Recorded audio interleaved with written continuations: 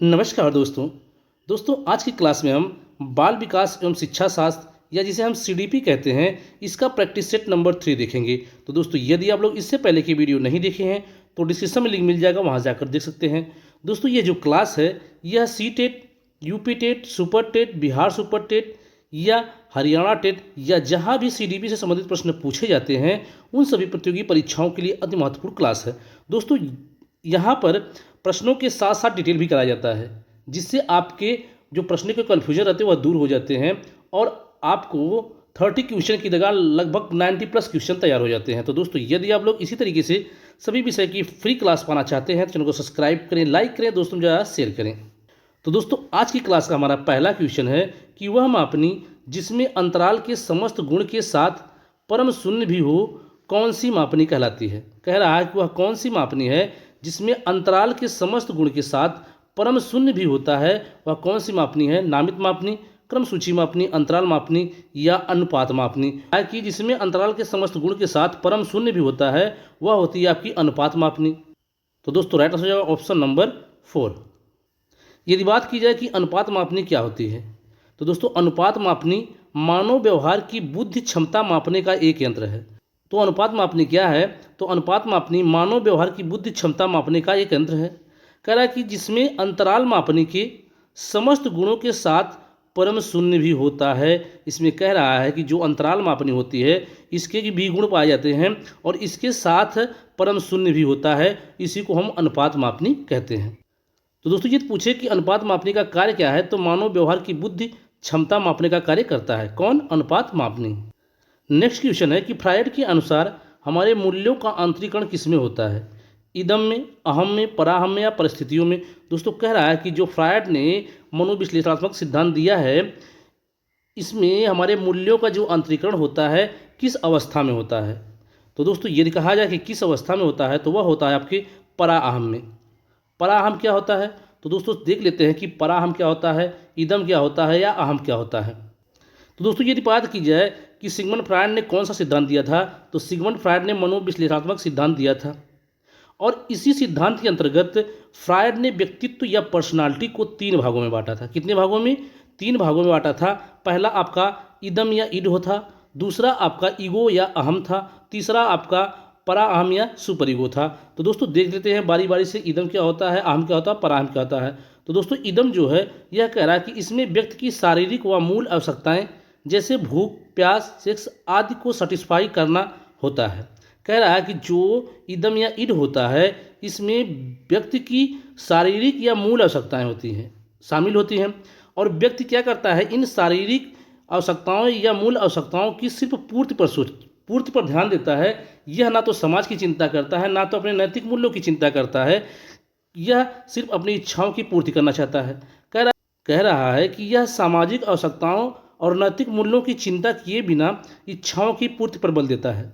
तो दोस्तों यह कह रहा है कि ना तो यह समाज का चिंता करता है ना तो अपने नैतिक मूल्यों की चिंता करता है और उसको जो कार्य करना होता है या जो उसके अंदर जो इच्छाएं जागृत होती है सिर्फ उनको संतुष्ट करने पर उसका ध्यान होता है।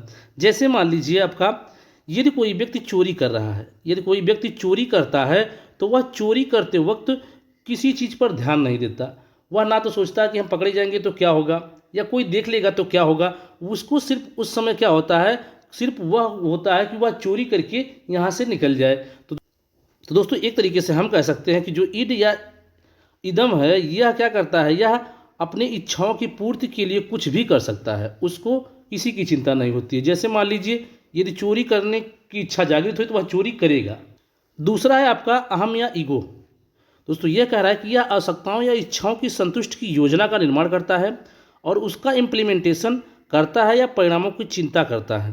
दोस्तों कह रहा है कि जो अहम है या ईगो है यह इच्छाओं या आवश्यकताओं की संतुष्टि तो करना चाहता है लेकिन योजना के साथ, योजना बनाकर उन इच्छाओं या आवश्यकताओं को पूरा करना चाहता है और उसको परिणामों की भी चिंता होती है। दोस्तों जैसे मान लीजिए कि इदम आपका क्या हो गया, चोर हो गया और कह रहा है कि चोरी करनी है तो चोरी करनी है, लेकिन जो अहम है यह कह रहा है कि चोरी तो करेंगे, चोरी करेंगे लेकिन योजना बनाकर जिससे कि हम ना पकड़े जाएं या यदि पकड़े जाएं तो बचकर निकल जाएं, हमें किस तरीके से चोरी करनी है, या हम चोरी करते वक्त कौन कौन सी सावधानियां बरत सकते हैं। तो दोस्तों यह इच्छाओं की संतुष्टि करना चाहता है, लेकिन योजना के साथ। और इसको यह भी चिंता होती है कि यदि पकड़े जाएंगे तो क्या होगा, समाज क्या कहेगा, या घर वाले क्या कहेंगे। तो दोस्तों अब समझ लेते हैं कि पराअहम क्या है या सुपर ईगो क्या है। तो यह समाज द्वारा नैतिक सूत्रों के अकॉर्डिंग या अनुसार काम करता है। तो दोस्तों कह रहा है कि जो सुपर ईगो या पराअहम है, यह समाज द्वारा नैतिक सूत्रों के अकॉर्डिंग, जो समाज द्वारा निर्धारित कार्य होते हैं वही करते हैं। यह ऐसे कोई कार्य नहीं करते हैं कि जो समाज के विरुद्ध हो या नैतिक मूल्यों के विरुद्ध हो। वह समाज द्वारा निर्धारित कार्य को ही करते हैं या समाज के अनुसार ही कार्य को करते हैं। यह कहते हैं चोरी करना बुरी बात है। किसने कहा, तो पराअहम कहता है कि चोरी करना बुरी बात है, चोरी नहीं करना चाहिए। और कह रहा है कि जिस व्यक्ति के अंदर सुपर ईगो जितनी ज़्यादा होगी वह बुरे कामों से उतना ही दूर होगा। तो यह तो बात सत्य है कि यदि पराअहम कह रहा है कि चोरी करना बुरी बात है, चोरी नहीं करना चाहिए, तो कह रहा है कि जिसके अंदर सुपर ईगो होगा जितनी ज़्यादा होगी वह बुरे कामों से उतना ही दूर होगा। जैसे यह कहता है कि चोरी ना करना, झूठ ना बोलना, किसी का नुकसान ना करना, सभी गुण किसके अंदर पाए जाते हैं, तो सुपर ईगो या पराअहम के अंतर्गत पाए जाते हैं। तो दोस्तों इस तरीके से भी समझ सकते हैं, जैसे हमने ईंट को चोर मान लिया, कह रहा है कि चोरी करेंगे, चोरी करना है, लेकिन अहम कह रहा है कि चोरी तो करना है लेकिन योजना के साथ करना है, योजना बनाकर करना, जिससे कि पकड़े जाएं तो कोई हानि ना हो। लेकिन पराअहम कह रहा है कि नहीं, चोरी करनी ही नहीं है, चोरी करनी ही नहीं है, चोरी करना आपका बुरा बात है या किसी को हानि पहुंचाना बुरी बात है। नेक्स्ट क्वेश्चन है कि किस व्यवहारवादी ने कहा है कि मुझे नवजात शिशु दे दो, मैं उसे डॉक्टर, वकील, चोर या जो चाहूँ बना सकता हूँ। तो दोस्तों यह कथन बार बार परीक्षाओं में पूछा जाता है कि किस व्यक्ति ने या किस व्यवहारवादी ने कहा है कि मुझे नवजात शिशु दो तो मैं उसे डॉक्टर, वकील, चोर या जो चाहूँ बना सकता हूँ। फ्रीमैन ने, न्यूमैन ने, वाटसन ने या होल्जिंगर ने। तो दोस्तों यह कहा है आपके वाटसन महोदय ने। किसने कहा है, वाटसन महोदय ने। और वाटसन किस प्रकार के मनोवैज्ञानिक हैं, तो व्यवहारवादी मनोवैज्ञानिक हैं। किस प्रकार के, तो व्यवहारवादी मनोवैज्ञानिक कौन है, तो वाटसन महोदय। ध्यान आकर्षित होने में किसकी प्रमुख भूमिका होती है, तो दोस्तों कह रहा है कि जो ध्यान आकर्षित होता है इसमें किसकी प्रमुख भूमिका होती है, उद्दीपन की तीव्रता की, उद्दीपन की उपादेयता की, उद्दीपन की विश्वसनीयता की या उद्दीपन की सक्रियता की। तो दोस्तों यदि कहा जाए कि जो ध्यान आकर्षित होता है इसमें किसकी प्रमुख भूमिका होती है, तो दोस्तों ध्यान आकर्षित करने में जो प्रमुख भूमिका निभाता है वह है आपकी उद्दीपन की तीव्रता। तो दोस्तों यदि मन के अंदर तीव्रता रहेगा, उद्दीपन की तीव्रता होगी, तो आपका ध्यान ज़्यादा आकर्षित होगा किसी चीज़ के प्रति या किसी बात के प्रति या किसी वस्तु के प्रति। तो दोस्तों यहाँ पर कह रहा है कि उद्दीपन की तीव्रता ध्यान आकर्षित करने में महत्वपूर्ण भूमिका निभाती है, क्योंकि उद्दीपन की तीव्रता जितनी ज़्यादा होगी व्यक्ति की लालसा भी उतनी ही अधिक होगी, और इस स्थिति में इच्छित वस्तु की प्राप्ति के लिए पूरे मनोयोग से ध्यान केंद्रित किया जाता है। दोस्तों कह रहा है कि जो उद्दीपन की तीव्रता जितनी ज़्यादा व्यक्ति के अंदर होती है, व्यक्ति के अंदर उतनी ही ज़्यादा लालसा भी होती है, इच्छाएं भी होती हैं। और कह रहा है कि इस स्थिति में जब अधिक तीव्रता हो, अधिक लालसा हो, तो दोस्तों वह वस्तु को पाने के लिए पूरे मनोयोग से या पूरे मन से कार्य को करता है। इनमें से कौन सा छात्र में रुचि उत्पन्न करने की कला है, शिक्षण, सहानुभूति, समदृष्टि या प्रेरणा। तो दोस्तों कह रहा है कि इनमें से कौन सा ऐसा तथ्य है जो छात्र में रुचि उत्पन्न करता है, तो दोस्तों वह है आपका प्रेरणा, या जिसे हम मोटिवेशन कहते हैं। क्या कहते हैं, मोटिवेशन। तो दोस्तों हम देखते हैं कि यदि किसी बालक को मोटिवेशन दिया जाए तो बालक में पढ़ने के प्रति या किसी भी कार्य को करने के प्रति रुचि उत्पन्न होती है। जैसे मान लीजिए यदि बालक कोई कार्य कर रहा है और टीचरों के द्वारा यदि कहा जाए कि आपने बहुत अच्छा कार्य किया, आपने बहुत अच्छा कार्य किया, तो बालक को इन बातों से एक मोटिवेशन मिलता है, उनको एक मोटिवेशन मिलता है और बालक और अधिक मन से कार्य करने की ओर अग्रसर होता है। तो दोस्तों वह है आपका ऑप्शन नंबर 4। यहाँ कह रहा है कि प्रेरणा की संकल्पना अब्राहम मैस्लो द्वारा दिया गया था, और मैस्लो के अनुसार प्रत्येक जीव अपनी आवश्यकताओं की पूर्ति के लिए अभिप्रेरित होता है। मानव की आवश्यकता उसकी रुचियों की पूर्ति करने में सहायक होती है। तो दोस्तों जो अब्राहम मैस्लो के द्वारा कौन सी संकल्पना दी गई थी, तो प्रेरणा की संकल्पना दी गई थी। और इसी के अंतर्गत बताया गया है कि मानव की आवश्यकता उसकी रुचियों की पूर्ति में सहायक होती है। रुचियों में कौन सहायक होता है, तो मानव की आवश्यकता। फ्रायड के अनुसार 4 कथन दिए गया है कि पूछ रहा है कि फ्रायड के अनुसार इनमें से कौन सा सही है। किए या सीखे हुए तथ्यों को धारण करने या पुनः स्मरण करने की असफलता को विस्मरण कहते हैं। विस्मरण का अर्थ है किसी समय प्रयत्न करने पर भी किसी पूर्व अनुभव का स्मरण करने या पहले की सीखे हुए किसी कार्य को करने की असफलता विस्मरण कहलाता है। तो दोस्तों यह भी सही है, क्योंकि विस्मरण किसे कहते हैं, तो ग्रहण किए या सीखे हुए तथ्यों को जब हम धारण करते हैं या उसको धारण कर लेते हैं, उसको पुनः स्मरण करते हैं, पुनः याद करते हैं, तो जब हमें याद नहीं आता तो उसे हम विस्मरण या विस्मृत कहते हैं। तो कह रहा है कि किसी समय प्रयत्न करने पर पूर्व अनुभव का स्मरण करने या पहले की सीखी हुई किसी कार्य को करने में असफलता होती है, तो यह भी विस्मरण होता है। लेकिन दोस्तों ध्यान दीजिएगा कि यहाँ पर पूछा फ्रायड के अनुसार विस्मरण क्या है, तो विस्मरण वह प्रवृत्ति है जिसके द्वारा दुखद अनुभवों को स्मृति से अलग कर दिया जाता है। तो दोस्तों आप करेक्ट आंसर हो जाएगा ऑप्शन नंबर 3 कि फ्रायड के अनुसार जो विस्मरण है वह है आपका ऑप्शन नंबर 3 कि विस्मरण वह प्रवृत्ति है जिसके द्वारा दुखद अनुभवों को स्मृति से अलग कर दिया जाता है। इस तथ्य को ध्यान रखिएगा, क्योंकि यहाँ से सीधा सीधा क्वेश्चन पूछ लेगा कि तथ्यों को दे देगा और पूछेगा यह किसका कथन है। SOR थ्योरी को किसके द्वारा प्रस्तावित किया गया था, तो किसके द्वारा, वाटसन द्वारा, कोफका द्वारा, क्वालर द्वारा या वुडवर्थ द्वारा। तो दोस्तों SOR थ्योरी जो दी गई थी वह किसके द्वारा दी गई थी, तो वह दी गई थी वुडवर्थ महोदय के द्वारा। तो दोस्तों राइट आंसर हो जाएगा ऑप्शन नंबर 4। दोस्तों ये कहा जाए कि जो वुडवर्थ हैं यह कहाँ के मनोवैज्ञानिक हैं, तो दोस्तों यह आपके अमेरिका के मनोवैज्ञानिक, कहाँ पर, अमेरिका के मनोवैज्ञानिक हैं। और यदि कहा जाए जो SOR होता है तो यस का मतलब होता है स्टिमुलस, क्या होता है, स्टिमुलस, और ओ का मतलब होता है ऑर्गेनिज्म, और आर का मतलब होता है रिस्पॉन्स, क्या होता है, रिस्पॉन्स।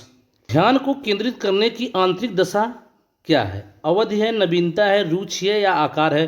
तो दोस्तों यहाँ पर पूछ रहा है कि इनमें से जो ऑप्शन दिए गए हैं इनमें से ध्यान को केंद्रित करने की आंतरिक दशा क्या है, किसी, तो दोस्तों वह कौन सी दशाएं हैं, ये आंतरिक दशाएं हैं जिससे हमें ध्यान केंद्रित करने में सहायता प्राप्त मिलती है। तो दोस्तों वह है आपका रुचि, क्या होती है, रुचि। दोस्तों सीधा सा समझ सकते हैं कि यदि व्यक्ति में किसी कार्य को करने की प्रति रुचि होगी तो जितनी अधिक रुचि होगी वह उतने ही सरल तरीके से सीख सकता है या उतने कम समय में उस कार्य को सीख सकता है। तो दोस्तों राइट आंसर है ऑप्शन नंबर 4। एक परिस्थिति में अर्जित ज्ञान का दूसरी परिस्थिति में उपयोग क्या कहलाता है, सीखने की विधियां, सीखने में स्थानांतरण, सीखने में पठार या सीखने में रुचि। तो दोस्तों कह रहा है कि यदि एक परिस्थिति में ज्ञान को अर्जित किया गया है और उसका उपयोग दूसरी परिस्थिति में किया जा रहा है, जब दूसरी परिस्थिति में व्यक्ति सीख रहा है तो उसका उपयोग किया जा रहा है, तो उसे हम क्या कहेंगे, तो उसे हम कहेंगे सीखने में स्थानांतरण, क्या कहेंगे, सीखने में स्थानांतरण। दोस्तों कह सकते हैं कि जब एक परिस्थिति में ज्ञान को अर्जित किया है और दूसरी परिस्थिति में उसका उपयोग किया जा रहा है तो मतलब कि ज्ञान को एक जगह से दूसरी जगह स्थानांतरण किया जा रहा है या विस्थापित किया जा रहा है। अनुभव द्वारा व्यवहार में परिवर्तन क्या कहलाता है, स्मृति, सीखना, प्रेरणा या चिंतन। दोस्तों यदि कहा जाए कि अनुभव द्वारा व्यवहार में परिवर्तन को क्या कहते हैं या क्या कहलाता है, तो वह हो जाता है आपका सीखना, लर्निंग की, क्या कहते हैं, लर्निंग, या इसे हम अधिगम कहेंगे, क्या कहेंगे, अधिगम। तो दोस्तों मान लीजिए कोई कार्य हमने किया है, हमें उस कार्य का अनुभव है, उस कार्य का अनुभव है और उस अनुभव द्वारा हमारे व्यवहार में जो परिवर्तन होता है उसी को हम क्या कहते हैं, सीखना कहते हैं, क्या कहते हैं, सीखना। तो दोस्तों यहाँ पर देखेंगे कि मनोवैज्ञानिक सिम्पसन के अनुसार व्यवहार में कोई भी परिवर्तन जो कि अनुभवों का परिणाम है और जिसके फलस्वरूप व्यक्ति आने वाली स्थितियों का भिन्न प्रकार से सामना करता है, इसे सीखना या अधिगम कहलाता है।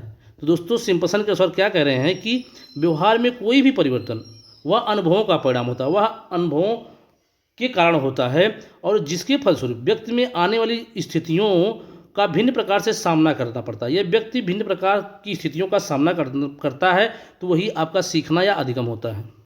सांख्यिकी में वह रेखा चित्र जिसमें आवृत्तियों को स्तंभों द्वारा प्रदर्शित किया जाता है क्या कहलाता है। कह रहा है कि सांख्यिकी में वह रेखा चित्र जिसमें आवृत्तियों को स्तंभों द्वारा प्रदर्शित किया जाता है उसे क्या कहते हैं, स्तंभाकृति, आवृत्त बहुभुज, संचयी आवृत्ति या रेखा चित्र, तो दोस्तों उसे कहते हैं आपका स्तंभाकृति। तो दोस्तों राइट आंसर ऑप्शन नंबर 1। विकास की किस अवस्था में बुद्धि का अधिकतम विकास होता है?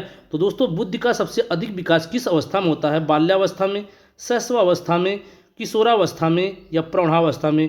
तो दोस्तों यदि कहा जाए कि किस अवस्था में बुद्धि का सबसे अधिक विकास होता है तो वह होता है आपका किशोरावस्था में। ध्यान रखिएगा कि यहाँ पर कह रहा है कि बुद्धि का अधिकतम विकास, तो किशोरावस्था। लेकिन यदि दोस्तों कहा जाए तो शैशव काल को सीखने का अनोखा काल भी कहा जाता है। सीखने का अनोखा काल किसे कहा जाता है? तो शैशवावस्था को कहा जाता है। तो दोस्तों किशोरावस्था को संघर्ष एवं तनाव का काल भी कहा जाता है। कह सकते हैं कि किशोरावस्था को संघर्ष, तनाव एवं तूफान का काल भी कहा जाता है। यह कथन किसने कहा है? तो यह कथन कहा है आपके स्टेनले हॉल ने। किसने कहा है? स्टेनले हॉल महोदय ने कहा है कि किशोरावस्था संघर्ष, तनाव एवं तूफान की अवस्था है। कह रहा है कि इस अवस्था में शारीरिक विकास पूर्ण हो जाता है और मानसिक विकास में भी परिवर्तन होता है।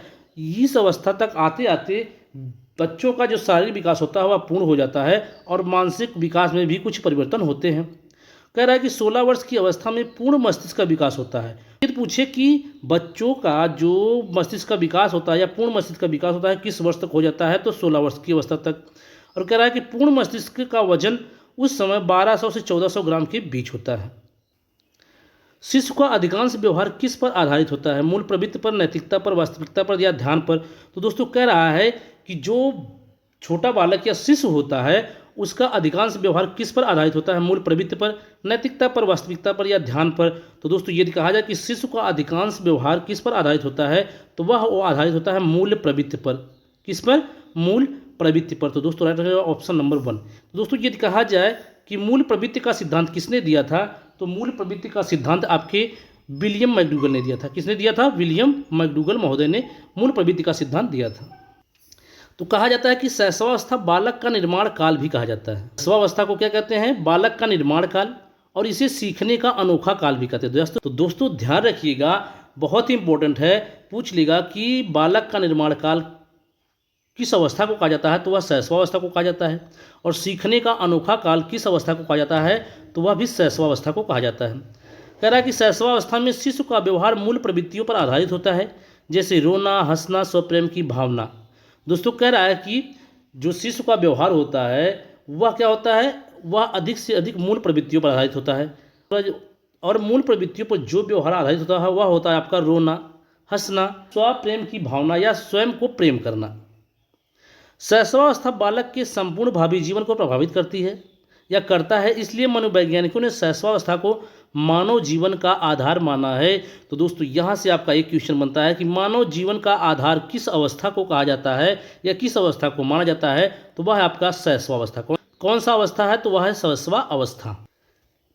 अंतर्दृष्टि या सूझ द्वारा सीखने के सिद्धांत में कोहलर ने, यहाँ पर कोहलर ने कर लीजिएगा, कोहलर ने किस जानवर का प्रयोग किया था या किस जानवर पर प्रयोग किया था? तो कुत्ते पर, मोरमानुस पर, बिल्ली पर या चूहों पर? तो दोस्तों यदि पूछे कि अंतर्दृष्टि या सूझ का सिद्धांत किसका है तो वह है आपका कोहलर महोदय का। किसका है? कोहलर महोदय का। और इस सिद्धांत के अंतर्गत उन्होंने किस जानवर का प्रयोग अपने सिद्धांत में किया था? तो वह किया था वनमानुस पर, या बंदर दे दो तो बंदर भी मार सकते हैं। यह था आपका सुल्तान नामक चिंपैंजी। क्या था? सुल्तान नामक चिंपैंजी पर इन्होंने अपना प्रयोग किया था। तो दोस्तों यहाँ पर कुछ महत्वपूर्ण तथ्य दिए गए हैं, उनको देख लेते हैं।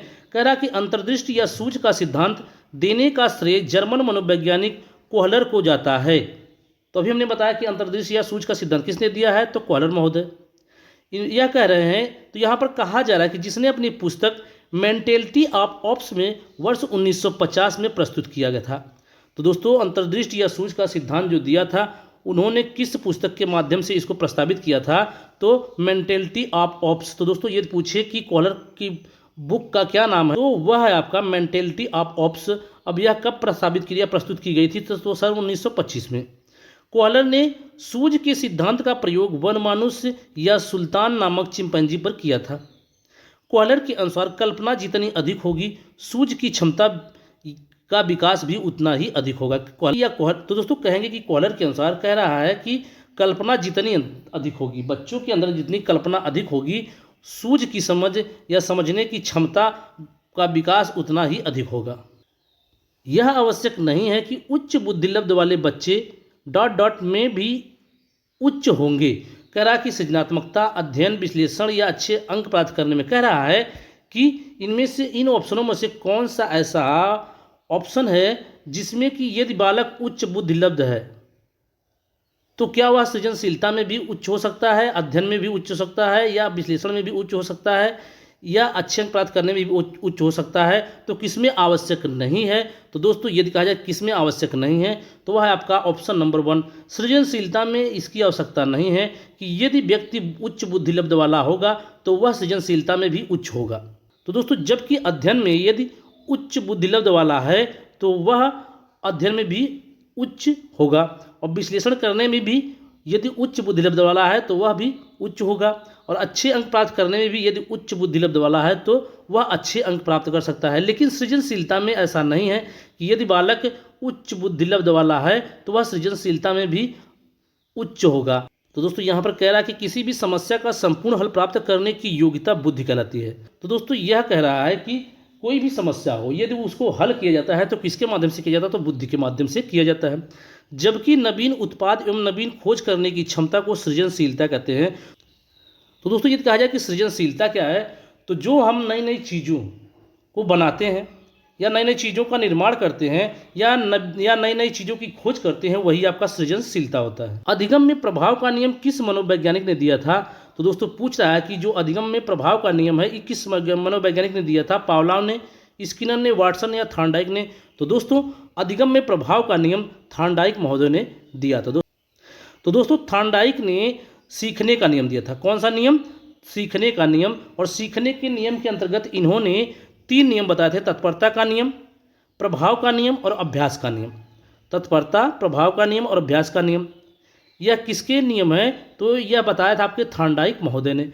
और थॉर्नडाइक महोदय का एक और जो परीक्षाओं में बहुत अधिक पूछता है वह है आपका प्रयास एवं त्रुटि का सिद्धांत। प्रयास एवं त्रुटि का सिद्धांत किसने दिया है? तो वह दिया था आपके थॉर्नडाइक महोदय ने, या इसी को प्रयत्न एवं भूल का सिद्धांत भी कहते हैं। निम्न में किस विधि का उपयोग स्मृति के मापन के लिए नहीं किया जाता है? प्रत्याहार विधि का, तार्किक विधि का, पहचान विधि का या पुनः सीखना विधि का उपयोग? दोस्तों पूछ रहा है कि इसमें किस विधि का उपयोग स्मृति मापन के लिए नहीं किया जाता है?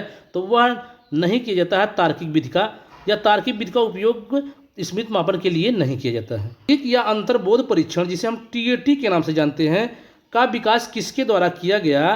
तो दोस्तों साइमन द्वारा, हॉल्ट्जमैन द्वारा, मरे द्वारा या बैलेक द्वारा?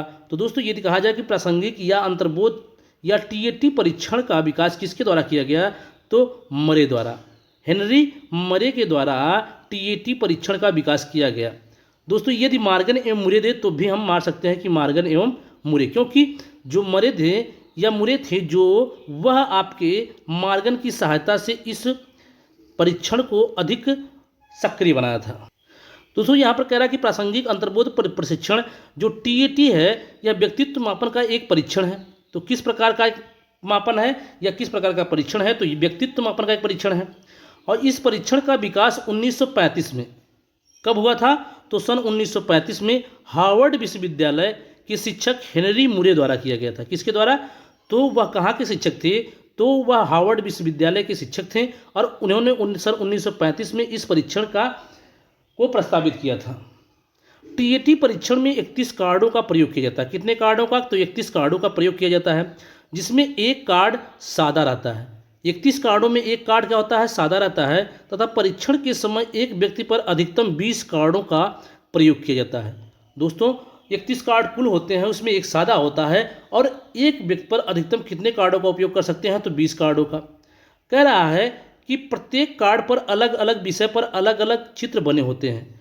जो 31 कार्ड होते हैं उनमें प्रत्येक कार्ड पर अलग अलग विषय से संबंधित चित्र बने होते हैं, और तथा प्रत्येक कार्ड पर बने चित्रों के आधार पर 5 मिनट में कहानी बनानी पड़ती है। तो दोस्तों इस तरीके से कह सकते हैं कि इस परीक्षण में 31 कार्डों का उपयोग किया जाता है, जिसमें एक सादा होता है, और अधिकतम एक व्यक्ति पर 20 कार्डों का उपयोग कर सकते हैं, और उन कार्डों पर अलग अलग चित्र बने होते हैं, और उन चित्रों को देखकर हमें 5 मिनट में, कितने मिनट में? 5 मिनट में उस पर कहानी बनानी पड़ती है कि वह चित्र किसके अनुसार है, उस चित्र के अनुसार हमें कहानी का निर्माण करना पड़ता है।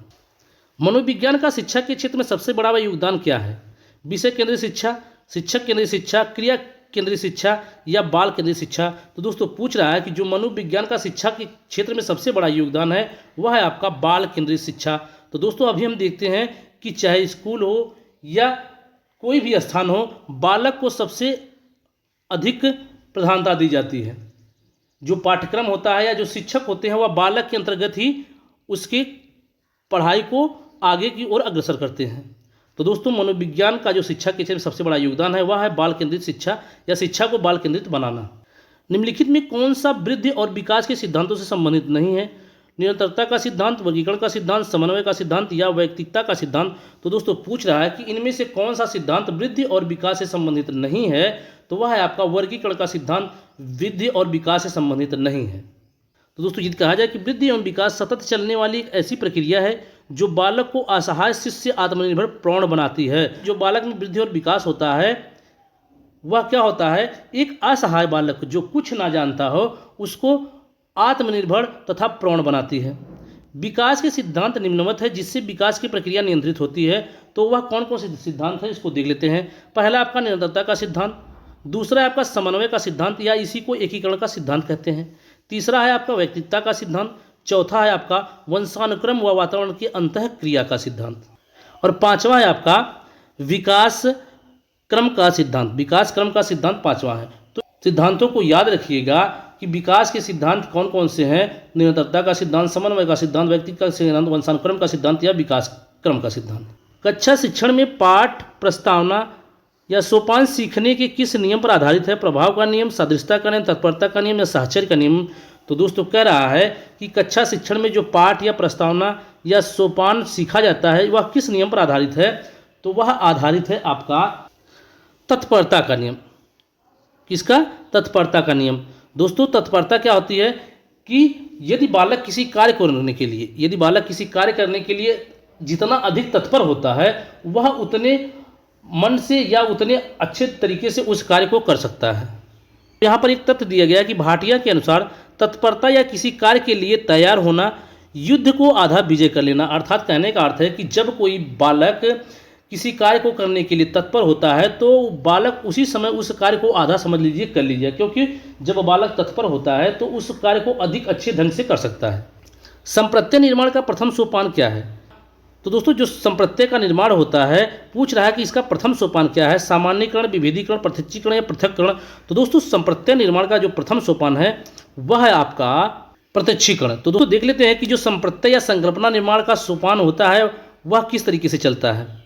तो दोस्तों पहले आपका आता है प्रत्यक्षीकरण, इसके बाद विभेदीकरण, इसके बाद पृथक्करण, इसके बाद सामान्यीकरण होता है। तो दोस्तों इस क्रम को याद रखिएगा, सबसे पहले प्रत्यक्षीकरण, फिर विभेदीकरण, फिर पृथक्करण, फिर सामान्यीकरण। प्रेषणात्मक अधिगम संप्रत्यय किसके द्वारा दिया गया था? तो दोस्तों प्रेषणात्मक अधिगम संप्रत्यय किसके द्वारा दिया गया था? टॉलमैन के द्वारा, बंडूरा के द्वारा, थॉर्नडाइक के द्वारा या कॉलर के द्वारा। तो दोस्तों जो प्रेषणात्मक अधिगम संप्रत्यय है यह किसके द्वारा दिया गया था? तो यह दिया गया था अल्बर्ट बंडूरा के द्वारा।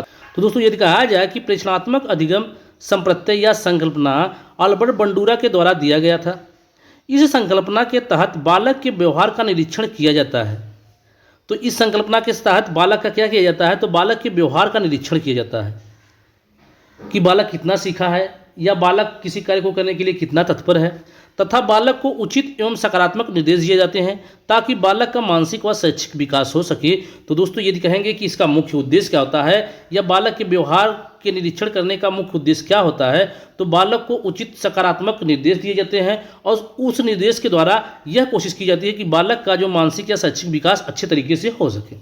उदाहरण निरीक्षण, विश्लेषण, वर्गीकरण, नियमीकरण निम्नलिखित में से किस विधि के सोपान है? तो दोस्तों यहाँ पर जो दिया गया कि उदाहरण, निरीक्षण, विश्लेषण, वर्गीकरण या नियमीकरण जो है यह किस विधि के अंतर्गत आता है? तो निगमन विधि के अंतर्गत, आगमन विधि के अंतर्गत, अंतर्दर्शन विधि के अंतर्गत या बहिर्दर्शन विधि के अंतर्गत। तो दोस्तों उदाहरण, निरीक्षण, विश्लेषण, वर्गीकरण, नियमीकरण जो आता है वह आता है आगमन विधि के अंतर्गत। तो दोस्तों यदि कहे कि सबसे पहले आगमन विधि में क्या किया जाता है, तो सबसे पहले आगमन विधि में उदाहरण दिया जाता है, उसके बाद नियम बताया जाता है। क्या किया जाता है? नियम बताया जाता है। लेकिन यदि कहा जाए कि निगमन विधि में क्या होता है, तो निगमन विधि में इसका उल्टा होता है, पहले नियम बताया जाता है, उसके बाद उदाहरण दिया जाता है। क्या किया जाता है? उदाहरण दिया जाता है। अवधान के आंतरिक अथवा व्यक्तिनिष्ठ निर्धारक है। अवधान का मतलब होता है ध्यान। क्या होता है? ध्यान। या कहेंगे कि चित्त या मन की एकाग्रता, चित्त या मन की एकाग्रता। तो दोस्तों पूछ रहा है कि मन को एकाग्र करने के लिए आंतरिक रूप से या व्यक्तिनिष्ठ रूप से वह कौन से तथ्य हैं जो निर्धारक होते हैं। तो दोस्तों वह होते हैं आपके रुचि, लक्ष्य और अभिवृत्ति। जिसमें रुचि होती है वह कार्य को अधिक अच्छे तरीके से कर सकता है, और जो लक्ष्य कर लेता है कि हमें इस कार्य को करना है तो वह अधिक तत्पर होकर उस कार्य को करता है। और अभिवृत्ति के अनुसार भी बालक क्या करता है, कार्य को अच्छे ढंग से कार्य करने की क्षमता रखता है। बाल मनोविज्ञान का क्षेत्र क्या है। तो दोस्तों पूछ रहा है कि बाल मनोविज्ञान का क्षेत्र क्या है। तो केवल शैशवावस्था की विशेषताओं का अध्ययन, केवल गर्भावस्था की विशेषताओं का अध्ययन, केवल बाल्यावस्था की विशेषताओं का अध्ययन, या गर्भावस्था से किशोरावस्था की विशेषताओं का अध्ययन। तो दोस्तों जो यहाँ पर केवल दिया गया है, तो केवल शब्द जहाँ भी दिखे आपको 90% आप रॉन्ग मान लीजिएगा, 90% रॉन्ग मान लीजिएगा। तो तीनों यहाँ आपके नहीं होंगे। लेकिन यदि कह रहा है कि बाल मनोविज्ञान का क्षेत्र क्या है, तो वह हो जाएगा कि गर्भावस्था से किशोरावस्था की विशेषता का अध्ययन। जब बालक गर्भावस्था में होता है तभी उसका विकास शुरू हो जाता है, या कहेंगे कि तभी से उसका अध्ययन चालू हो जाता है बाल मनोविज्ञान के अंतर्गत, या तब और किशोरावस्था तक उसकी विशेषताओं का अध्ययन किया जाता है। वह अवस्था जो कि माता के 21वें गुणसूत्र जोड़े के अलग ना हो पाने के कारण होती है, वह क्या कहलाती है। कि जब माता के 21वें गुणसूत्र जोड़े के अलग ना हो पाने के कारण कौन सा सिंड्रोम उत्पन्न होता है, तो वह होता है आपका Down syndrome, Klinefelter syndrome, Turner syndrome या विल्सन सिंड्रोम। तो दोस्तों वह उत्पन्न जो होता है वह सिंड्रोम होता है डाउन सिंड्रोम। तो दोस्तों राइट आंसर ऑप्शन नंबर 1। ये कहा जाए कि इसकी जानकारी कहाँ से मिलती है। तो दोस्तों जो कोहलबर्ग का नैतिक विकास का सिद्धांत है, जो कोहलबर्ग का नैतिक विकास का सिद्धांत है, ये जानकारी वहाँ से मिलती है, या इसका उल्लेख कोहलबर्ग के नैतिक विकास के सिद्धांत के अंतर्गत इसका उल्लेख किया गया है। कोहलबर्ग के अनुसार किस अवस्था में नैतिकता बाह्य कारकों द्वारा निर्धारित होती है। तो दोस्तों पूर्व पारंपरिक अवस्था, पारंपरिक अवस्था, पश्चात पारंपरिक अवस्था, या उपरोक्त में से कोई नहीं।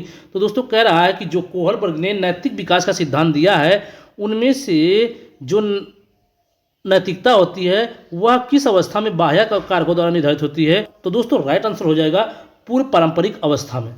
पूर्व पारंपरिक अवस्था में ही नैतिकता जो होती है वह बाह्य कारकों द्वारा निर्धारित होती है।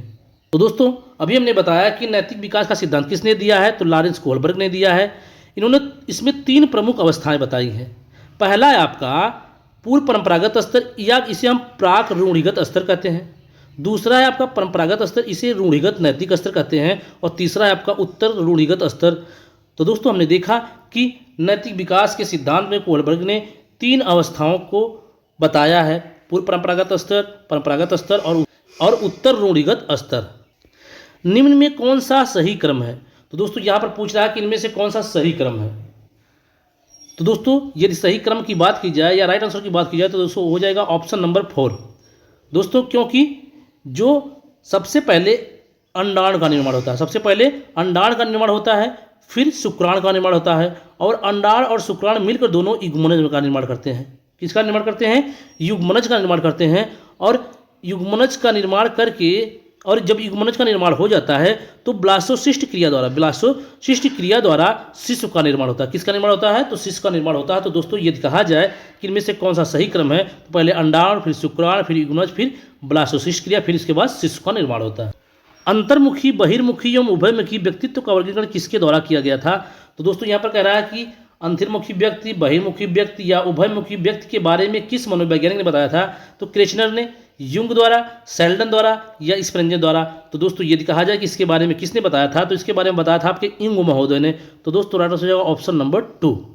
तो दोस्तों यदि कहा जाए कि युंग महोदय जो थे वह कहाँ के निवासी थे, तो वह स्विट्जरलैंड के निवासी थे। तो दोस्तों कहा जाता है कि मनोवैज्ञानिक गुणों के आधार पर युंग ने व्यक्तित्व का वर्गीकरण किया। मनोवैज्ञानिक गुणों के आधार पर युंग ने किसका वर्गीकरण किया, तो व्यक्तित्व का वर्गीकरण किया। और व्यक्तित्व के 3 प्रकार बताएं। तो व्यक्तित्व के 3 प्रकार किसने बताया है, तो युंग महोदय। कौन कौन से वो 3 प्रकार है, पहला आपका अंतर्मुखी, दूसरा है बहिर्मुखी, और तीसरा है उभयमुखी। दोस्तों अंतर्मुखी का मतलब होता है कि जो व्यक्ति अपनी इच्छाओं या अपनी बातों को दूसरे के सामने नहीं रखता है, वह उस बात को अंदर दबा के रखता है, वह या अपने तक ही सीमित रखता है, वह होता है अंतर्मुखी। या ज़्यादा घूमना टहलना या ज़्यादा मिलना जुलना पसंद नहीं करता, वह होता है अंतर्मुखी। यदि बहिर्मुखी की बात की जाए, तो बहिर्मुखी व्यक्ति वह होता है जो अपनी इच्छाओं या भावनाओं को सबके साथ शेयर करता है, वह और सबके साथ घुल मिल कर रहता है और अपने दोस्तों, अपने घर वालों से सबसे बातों को शेयर करता है, उनसे सहायता लेता है, या कहेंगे कि वह मिलनसार होता है। क्या होता है? वह सबसे मिलकर रहना पसंद करता है। तो आज की क्लास में हमने कुल 30+ क्वेश्चन देखे हैं। दोस्तों यह जो क्वेश्चन है यह सभी परीक्षाओं में पूछे गए क्वेश्चन है। तो दोस्तों यदि आप लोगों को इसी तरीके से सभी विषय की फ्री क्लास पाना चाहते हैं तो दोस्तों चैनल को सब्सक्राइब करें, लाइक करें, दोस्तों ज़्यादा शेयर करें। तो दोस्तों कल फिर मिलते हैं नेक्स्ट वीडियो के साथ। जय हिंद, वंदे मातरम।